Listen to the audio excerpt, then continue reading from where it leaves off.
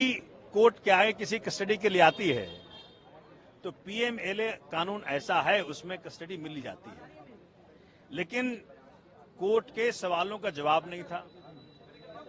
दिनेश अरोड़ा और अमित अरोड़ा के स्टेटमेंट्स को जो इन्होंने आधार बनाया, ये दिनेश अरोड़ा, जो हमारे संजय सिंह जी ने भी कहा कोर्ट के अंदर, यही दिनेश अरोड़ा और यही अमित अरोड़ा ने कई बार स्टेटमेंट्स दिए हैं। और एक बार तो इसके स्टेटमेंट में लिखा है कि क्या भैया संजय सिंह को आपने कोई पैसा दिया, वाला नो नेवर। तो ऐसी क्या बात हुई कि आज वो बदल गया स्टेटमेंट? बात ये हुई कि 1 अगस्त को इस शख्स को बेल मिला, ये बना अप्रूवर, और अप्रूवर बनने के बाद 14 अगस्त को ये स्टेटमेंट देता है। उस पर क्यों कोई ट्रस्ट करेगा? वो नेचुरल सी बात है, किसी का तुम कान फाड़ोगे, किसी का दांत तोड़ोगे, किसी के परिवार को धमकी दोगे, आप इस शर्त पे कि भाई तुमको तभी छोड़ेंगे जब तुम इन व्यक्तियों का नाम लोगे। तो संजय सिंह का छोड़ो, वो तो मोदी का नाम ले ले। सर, ईडी ने कुल कितने करोड़ रुपए लेन देन का आरोप लगाया है? कहा है कि 2 बार में 1-1 करोड़ रुपए हुए, फिर 1 करोड़ रुपए बाद में किसी के। ये तो ईडी से पूछो भैया जी, ये तो जीरो। मेरे हिसाब से ये सब हवा हवाई है। माननीय उच्चतम न्यायालय भी देख रहा है इसको, माननीय न्यायालय भी देख रहे हैं इसको। हवा हवाई है। एक नए धेले की रिकवरी नहीं, एक नए धेले का ट्रेस नहीं, एक नए धेले का एविडेंस नहीं। तो कौन किसकी पैसा?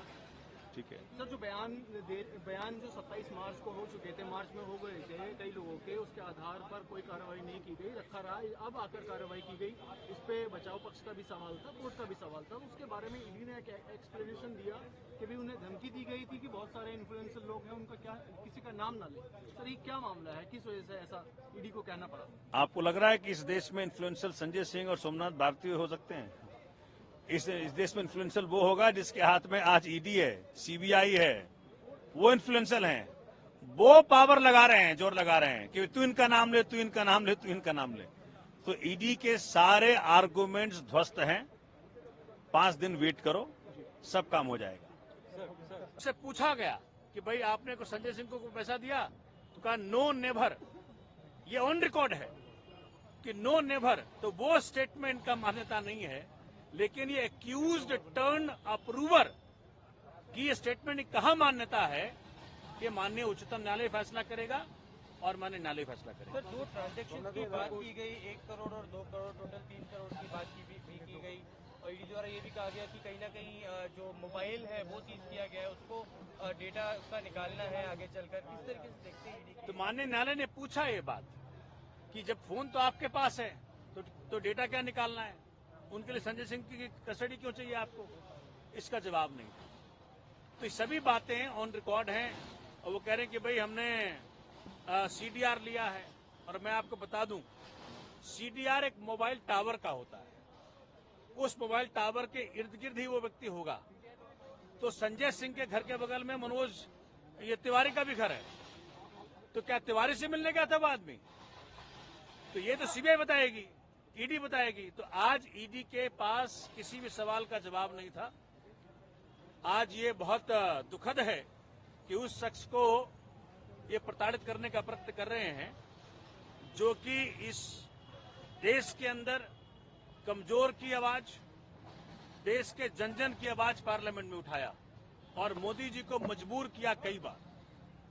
पहले सदन से निकाला और आज जेल भेजा, लेकिन सच जल्दी बाहर आएगा, ये आपको मैं वचन दे रहा हूं। आपकी तरफ से आगे क्या कोर्स ऑफ एक्शन होगा? क्या आपका कोर्ट जाना है अभी, या क्या कानूनी तरीके से? अरे भाई, ये पहले प्रूफ तो कर लें। इनके पास कोई सबूत नहीं है, धेलेवर का सबूत नहीं है, 1 पैसे का ट्रेल नहीं है।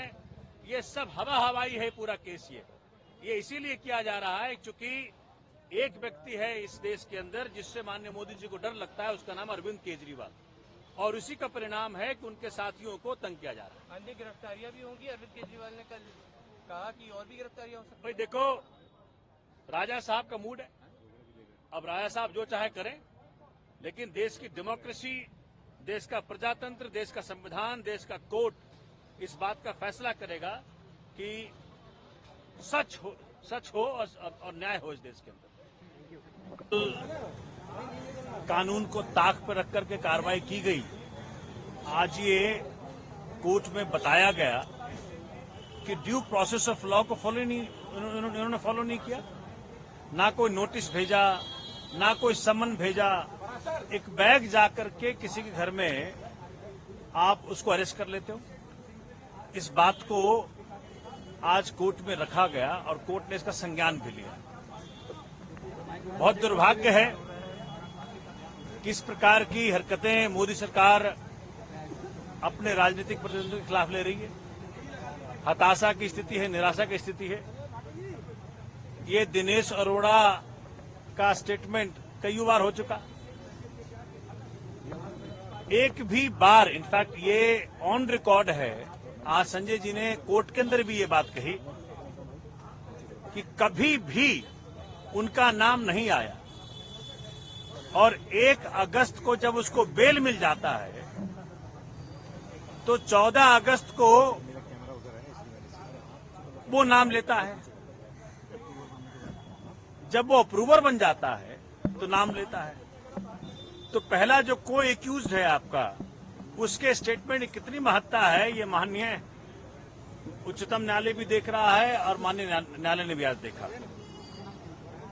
ये वो शख्स है संजय सिंह जिसने की आंख में आंख डाल करके मोदी जी के बात की। मणिपुर पे जब सवाल पूछा तो संजय सिंह ने पूछा। दिल्ली की जनता के हक को जब मारा गया तो संजय सिंह ने सवाल पूछा।